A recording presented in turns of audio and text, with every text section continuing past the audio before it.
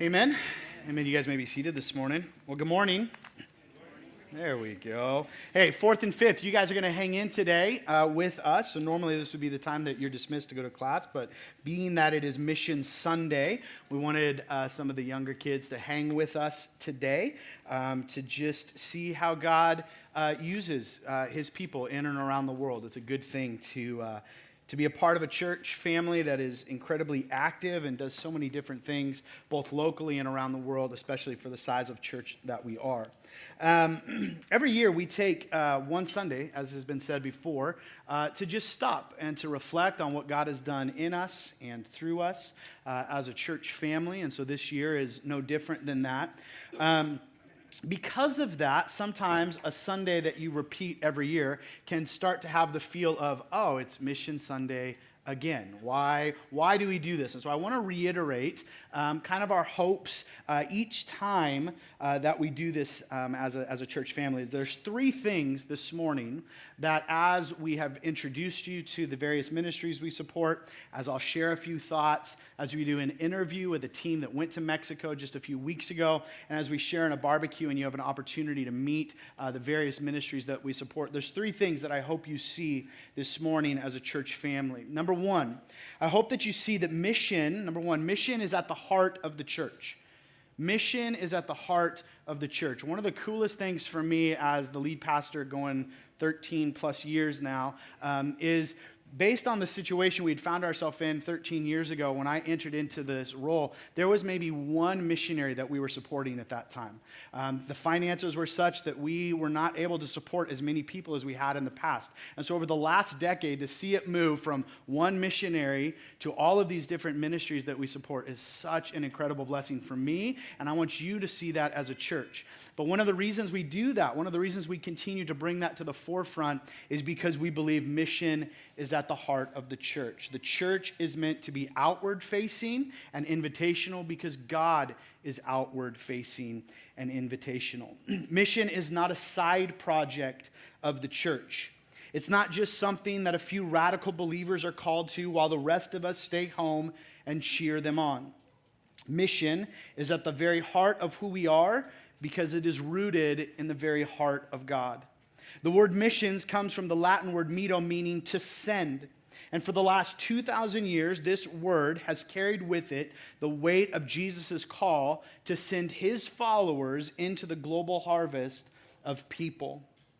And so why do we participate in this? Because our God by nature is a sending God. It's not something we do just to fill our calendars. It's not something we do to make ourselves feel better about ourselves. It's not something we do because we have nothing else to do. It's because as his children, as his sons and daughters, we are being shaped and conformed into the image of our Father. And by nature, God the Father is a sending God. From the beginning, God has always been the initiator, the one who sends. As the scriptures tell us, he sent the Son into the world, and the Father and the Son sent the Spirit, and now the Father, Son, and Spirit send the church into the world. That means that mission is not something God does, but it is something that God is. And if we bear his name, then we also bear his heart for the world.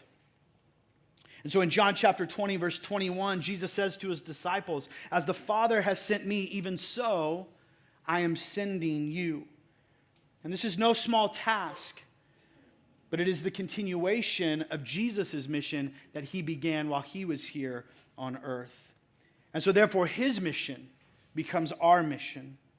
And as we saw laid out clearly in Matthew 28, what we commonly refer to as the Great Commission, Jesus gathers his followers and he says to them, all authority, not some authority, but all authority in heaven and on earth has been given to me.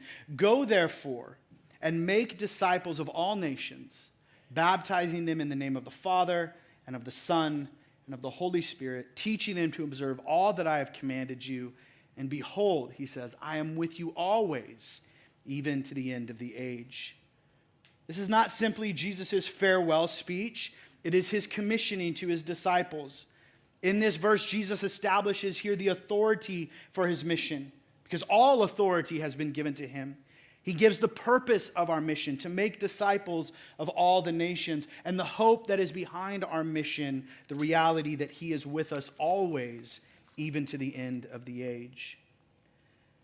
But somewhere along the way, many of us began to think of missions as a niche ministry, part of the budget of the overall church ministry, something that was reserved for specialists, for those willing to move overseas or to live in difficult places.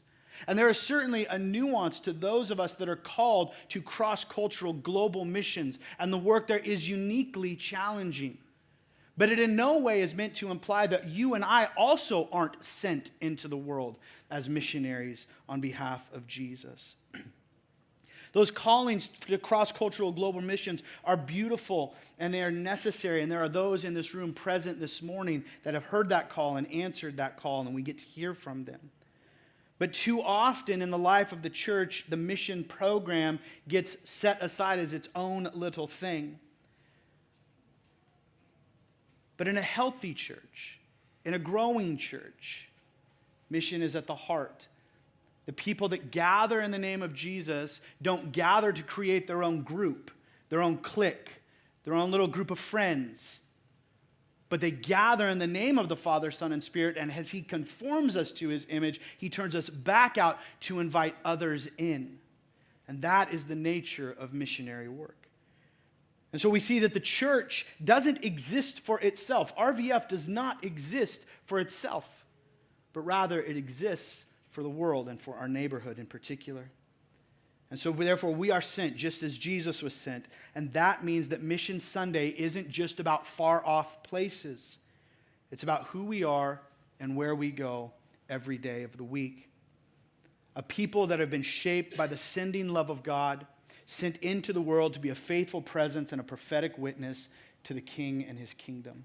And so as you hear testimonies, as you meet ministry partners, we hope that you see that as a church, as a pastor, as a leadership team, as a congregation, we want to always keep at the center of these things the reality that God himself is a sending God, and we are participating with him in his work in the world.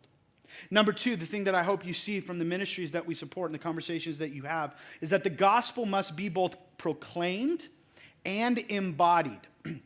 One of the most frustrating conversations as a pastor that you find yourself getting into, particularly in theological circles, is whether the gospel is a social gospel or it's just a gospel, or is it just about proclaiming the gospel, or should it be connected with practical hands-on care? And I go, what an asinine conversation this is.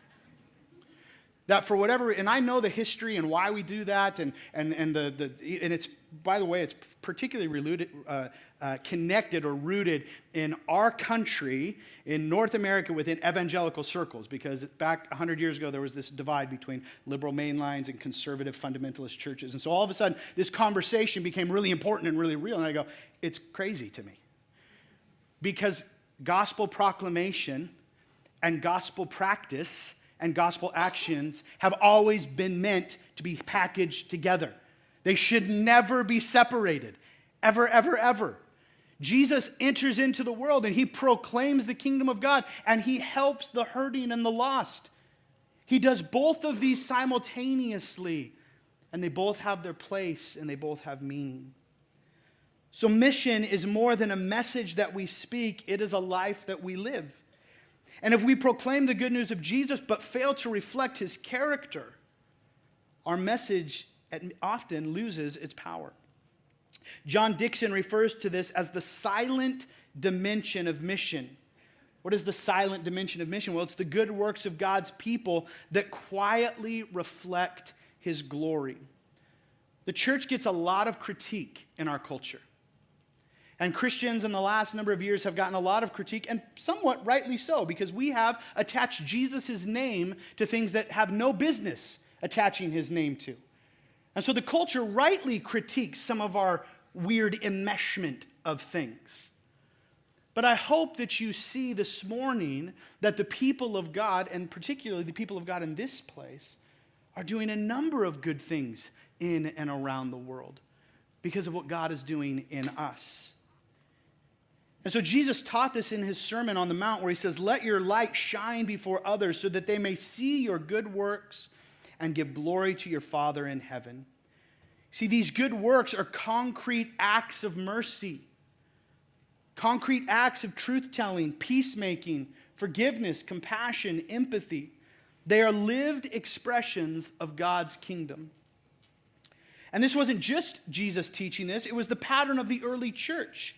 In Acts chapter 9, a woman named Tabitha is described as full of good works and acts of charity. And Paul urged Timothy and Titus as well to teach believers to be zealous for good works, generous, ready to share. Our lives are meant to echo the message that we proclaim.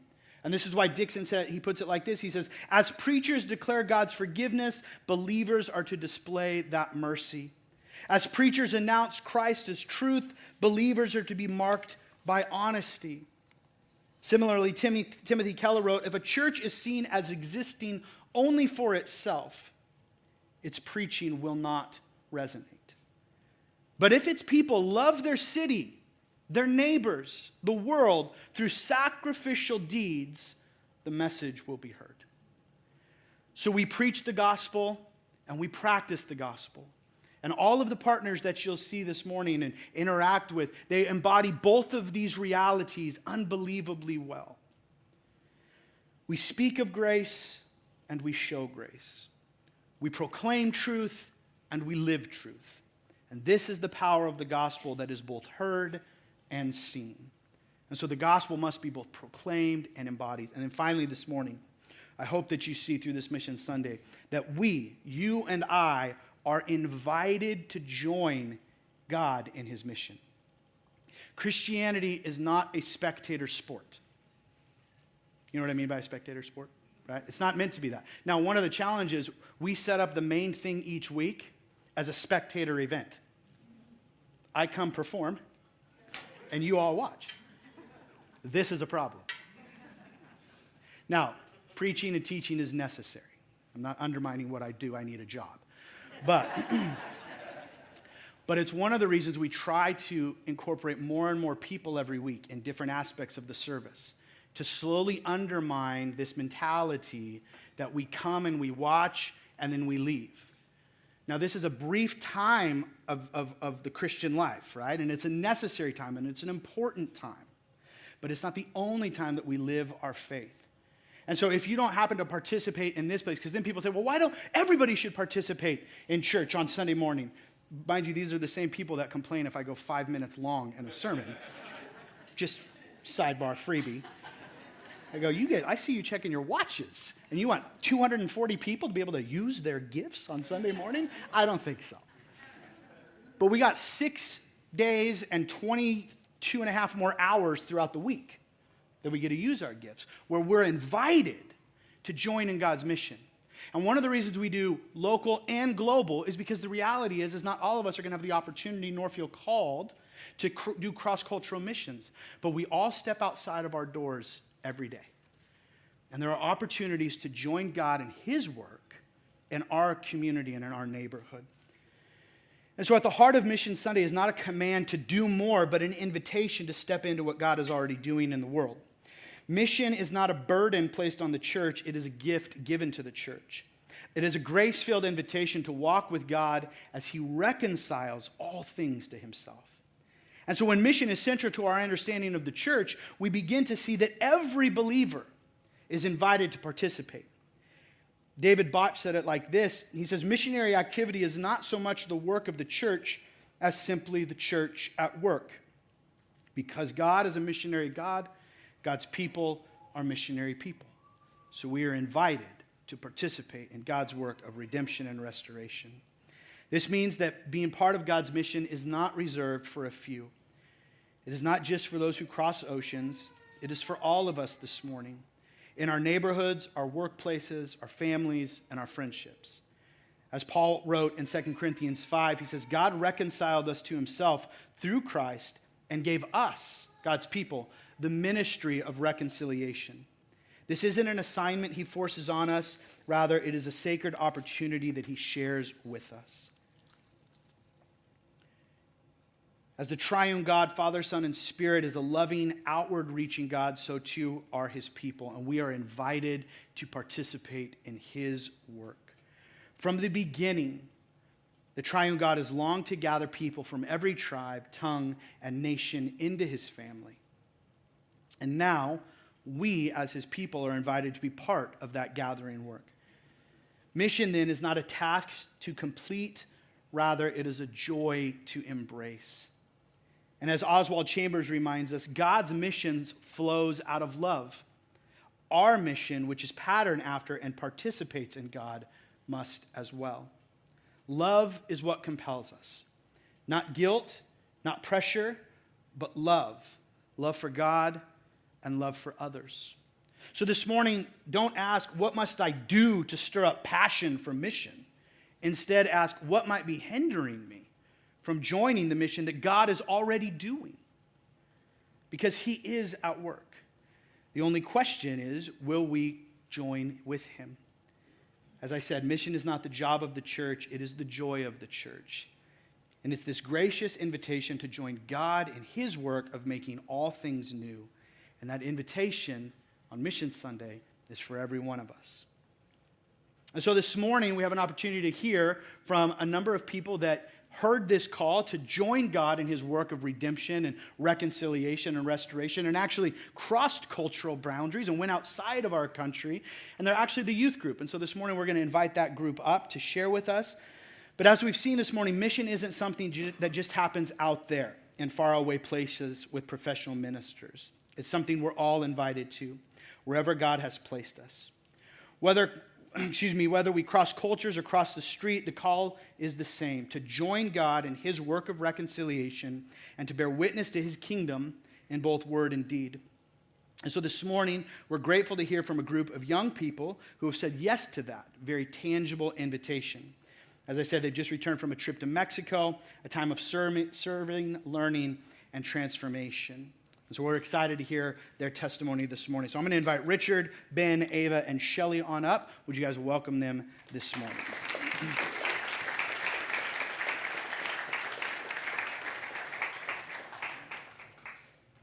We make you carry your own chairs? I'm sorry. Shame on us. Let's scoot up a little bit so these folks can see us. Is it hot in here? Yeah, it's a little warm. Okay, just checking. Just keep scooching up, Richard. Get close, buddy. All right. Richard. Welcome, Richard. Shelly, Ben, and Ava. All right. So, a couple questions for you guys that we just want to hear. One of the reasons God is, I don't know if you guys follow some of the things that have been happening on college campuses around our country, but there are some really cool movements of God's Spirit in and amongst the youth in our country.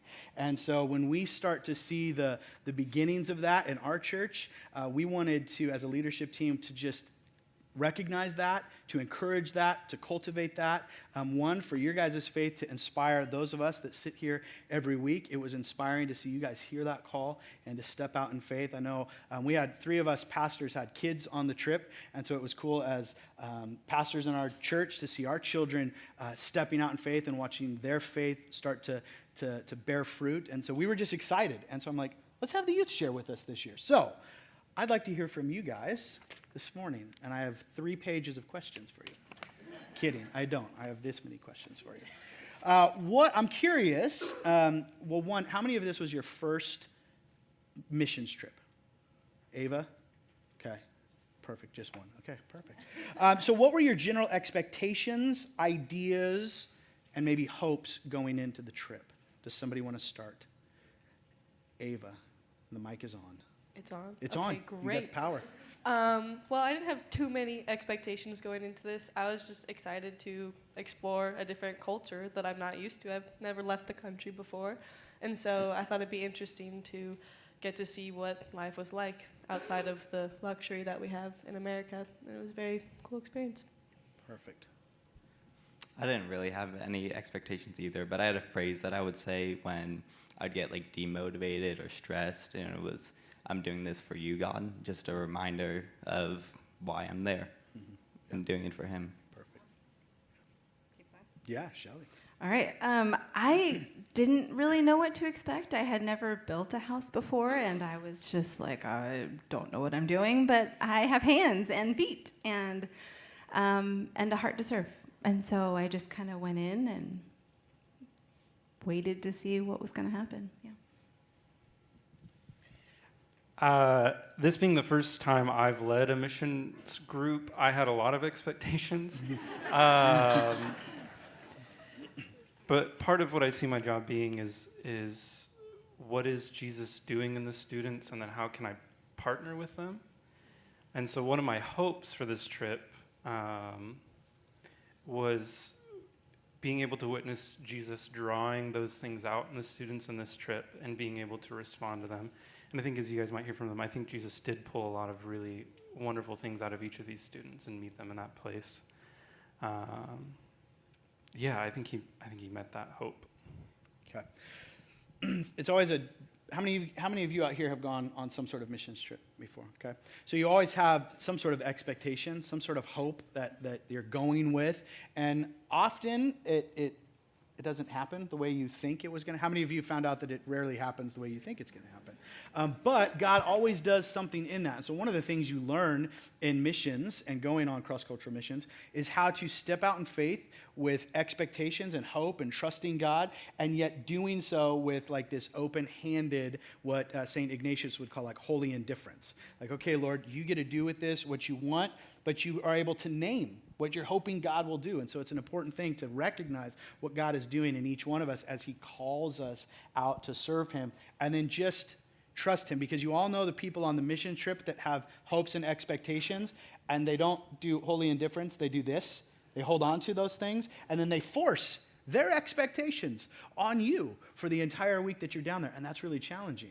And so it's an awesome lesson to be able to learn, going out on cross-cultural missions, how to trust God, to hope for things, but do so open-handedly. Richard, I'd be interested to hear maybe what was one of the more challenging things for you this time, and maybe if you can connect that to how that caused some formation in your journey. My construction skills. You and me, buddy. High five. Yeah. Which, shout out to the Brewsters and the Brights. Thank you guys so much for your help. Yeah. Because of you, it might still be standing. Yeah, one of the challenges leading this group was like I said, like trying. It's easy to pay attention to Jesus when I look back on my life. Like, oh yeah, now I'm 10 years away from that, I can see him. But how do you recognize his voice in the present, let alone in other people? And the questions that come up is that Jesus? Is he actually doing something here? And so something that I think was happening in me was this just kind of, part of my job too, I think, was equipping the students to do this work. And so to just kind of sit back sometimes and watch them engage and participate. And so this kind of resisting the urge to step in sometimes, or to kind of take over a project or things like that, and just let them do this and to watch Jesus work in them. But also having to come to a place where accepting, like, okay, I actually don't have everything in me to get this done or to do this, and to ask for help. Because it's not, at the end of the day, it wasn't about me or my ability to lead this or get this thing done. It's these people need a home, and if I were to just continue in this way, it wouldn't get done.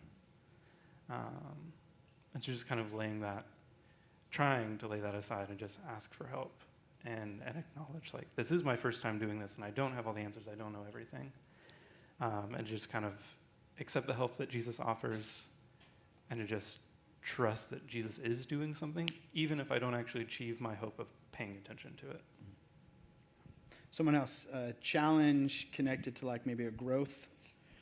You don't have to go in order, however you want to do it.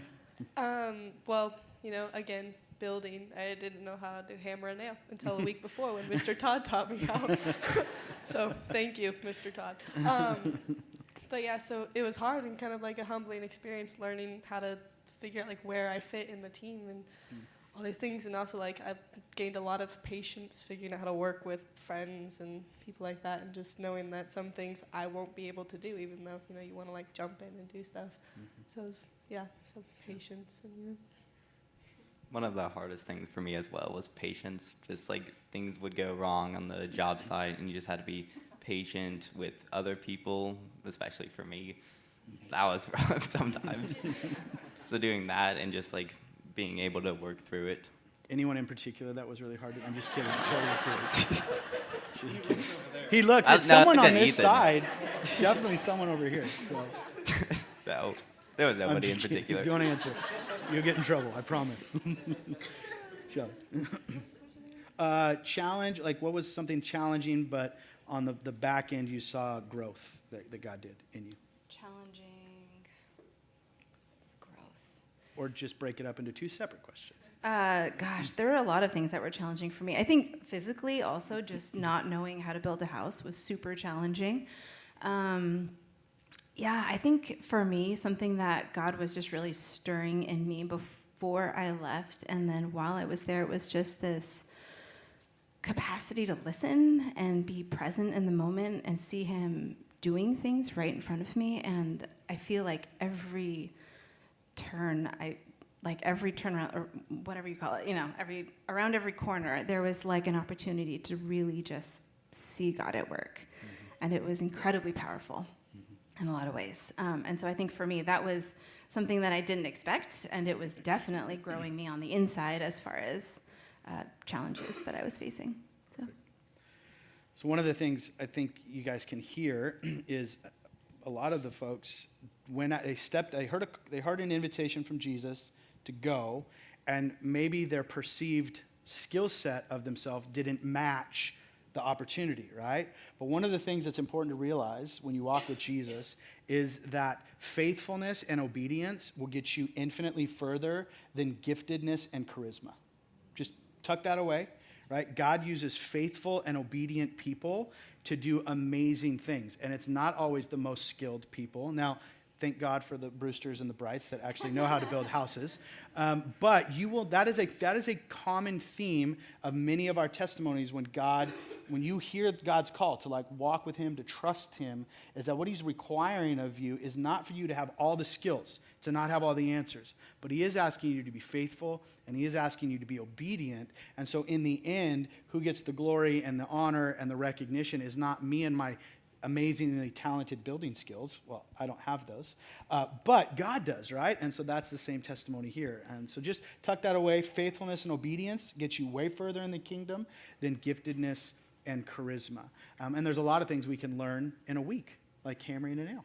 Mr. Todd is going to open a shop class and teach us these things. I'd be interested to hear from you guys, maybe one moment in particular where you had just a really meaningful encounter with Jesus, where Jesus spoke to you either through a prayer or through observing something or a worship. We talked about a worship experience. I'd be interested for you guys to just share briefly just kind of that moment that you sensed God's Spirit and God's presence in your life in kind of a unique and profound way. You can, we're going to start. Ava's starting, the courage. I feel like I felt Jesus' presence the most when I was hanging out with the children in our family, because a lot of the week I actually spent hanging out with two of the girls, Teresa and Scarlett, and it was just so cool. I became like best friends with the 4-year-old who I had no idea what she was saying, and she had no idea what I was saying, but that was kind of the first thing a couple of us did when we got on the site, was just start playing with the kids. We were just rolling a rock down into the hole, and we made friends, and it was great. And it was just cool to see how Jesus' love can like build relationships with like no understanding language barrier. Love that. During one of the days, we went to a church while we were down there, and it was just like one of the best experiences I've had in a while. I cried during the worship, which I haven't done since my last missions trip. That was just a really special moment where I felt loved by God.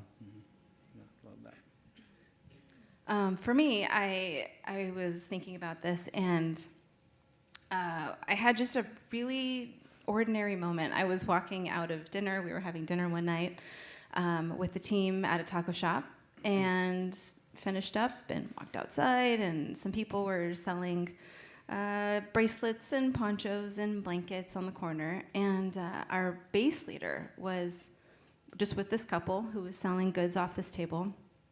And it just struck me. I walked around the corner, and he was standing, and he had his hands over them, and he was praying for them. And it was something that was so simple, but in that moment, it was so profound. I felt like I was like watching the Spirit of God just in that moment. And I don't know, it was just one of those things where I don't normally feel that or see that. And so for me, it was, and it continues to be this thing where I'm like, wow, God is everywhere, and he's doing things everywhere. And he's, I don't know, I think it's just, witnessing that moment just reminded me of how powerful that can be for anyone. Yeah. One of the really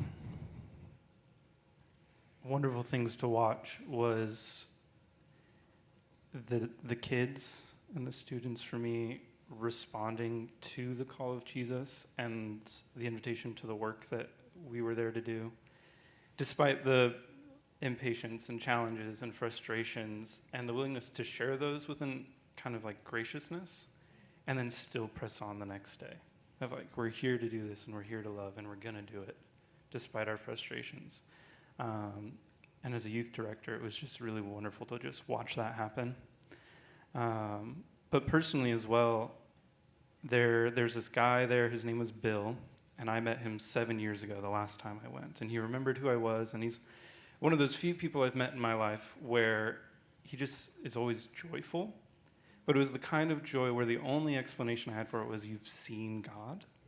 You know, like in the Beatitudes, the pure in heart shall see God. And that was the only explanation I had for this guy. And we caught up a little bit, but one thing that I've been, you know, as I was saying, like listening to God and responding to God is just waiting for God to show up. Like, am I listening to the right thing? Like, is there... And we didn't really talk about that a lot, of like, it's really hard to just listen and to go long periods of time without noticing God or seeing him showing up. And as we were leaving, he just steps out from the corner, we're driving in the buses, and he just sticks his hand out and he just says, "Keep listening, Richard, keep listening." And I just started crying, and it was like, it felt like a word from the Spirit that I needed to just say, like, yeah, I'm just gonna keep listening. Because some of the things that I was hoping Jesus would draw out, and the students he did draw out, and they responded to it. And so one of the things I feel like I've walked away with is to keep listening, but also, what's the point of listening if you're not going to respond? Like, why bother? That's good. You guys been home for 2 weeks or 3? 3 weeks, okay. How many of you guys were on that trip? Raise your hand. I just want to see who's here. Okay, so this is a word for you guys too. So 3 weeks is long enough for the kind of high of the Mexico mission trip to kind of like wear off. It's one of the critiques of short-term missions, is that it can create this like really concentrated dose and an experience that when you come home for like a week, maybe 2, you're on like cloud 9, and then you come off of that, or you come home and you begin to think, why can't I live like this every day? Like, we were in Mexico and it was amazing. I'm like, well, because you were with 25 of your friends and you had nothing to do but hang out, and all your food was, life happens, right? Life gets lifey when you get back. And so one of the questions is that I'd have for you guys, because I do think short-term missions are an incredible formative experience for the people that go on them, but only as you're able to take those moments and those things that God has done in you and then apply them in your time and space, right? That challenge of like, how do I take those things that God did in me, whether it's listening in the moment, being patient, stepping out in faith. What does that look like to translate back at home? Because it is going to be different here than it was there. So based on what you experienced and the things that God did in you, what invitations are you seeing from Jesus about following him here at home as you did in Mexico? Richard, you have to start. Okay. Yeah, one of the things that I've been trying to pay attention to, like Bill suggested, is to keep listening. And so I also had a conversation with the principal of a school at an orphanage down there, and was just sharing about the neighborhood and things that are going on here. He's just asking a lot of really wonderful questions. He's a missionary teacher. And so one thing that came to mind was like looking for what Jesus is already doing in the neighborhood and the community here with the youth here. And are there opportunities for our kids in their regular everyday lives to meet and partner with what Jesus and the Spirit are already doing in this neighborhood? And so nothing's come from that, but just the awareness of like, okay, I want to spend some dedicated time just paying attention to the neighborhood and what Jesus is doing. And is there a way that we can respond to that invitation as a youth ministry to just show up in the neighborhood as a loving presence and a prophetic witness? Excuse me. For me, I would think it kind of follows the same theme of being present and listening and trying to figure out where in the world God wants me right now. And when I got back, it was very much like I can do this or I could do that. I can use my house for this or I can use my time for that. And I think it's funny.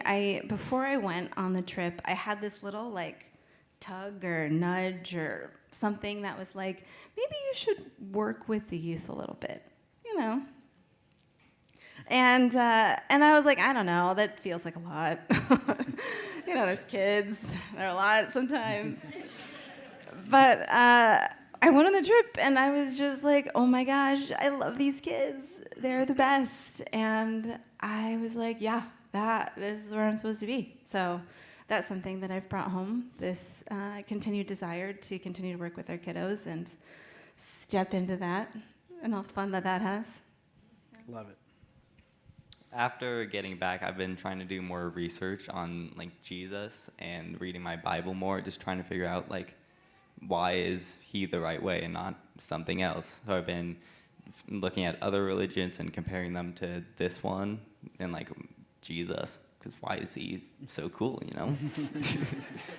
And just like trying to figure out why I felt so loved in that moment at the church. For me, I feel like I just kind of had a realization that it's not always the big things that Jesus does that matters. It can also be like the small things, like just being friendly or just praying over someone. So I feel like since I've been home, I've been working on like building like a confidence to be able to go do those things, because it's kind of a weird thing to go and pray over someone, you know, but we did it so much in Mexico, and it just like you felt like a pull to do that kind of thing, you know. So I feel like I've been working on in everyday life, just praying for someone in little ways that I can, or just being friendly regardless of if they understand me or not. Perfect. Love it. Would you guys thank these people for helping out this morning? So thank you. You can leave take the chairs. Sure, take them. The band can come up. The band sounds very official and formal. I think one of the things that happens on a short-term mission like that, and one of the reasons those of you that went or those of you that have gone before, you went with a real intentionality and an openness you believed that God had sent you there for a purpose, and that you were open to hearing from him, and you knew that what was required of you was obedience. And then all of these things happen, right? That's the same mindset that we're invited to wake up every day with, right? God has called you to live in this time and this place. He's put you in this family, this job, this neighborhood, this church. So there's intentionality behind what you do. There's a willingness to say, Lord, speak to me. There's an awareness where you're looking and listening. And then you'll have those moments where you'll hear him, you'll discern his spirit. And the question will be, will I step out in faith? Will I obey? And so may those testimonies and the stories we hear as you guys hang out at the barbecue and visit with our missions that we support, may that inspire you guys to live with intentionality, to participate with God on his mission, to learn to listen and hear his voice, and then to step out in obedience. Amen? Would you guys stand this morning? We're going to close in a song, and then Mike Figgith will give this morning's benediction. So thank you guys for being here.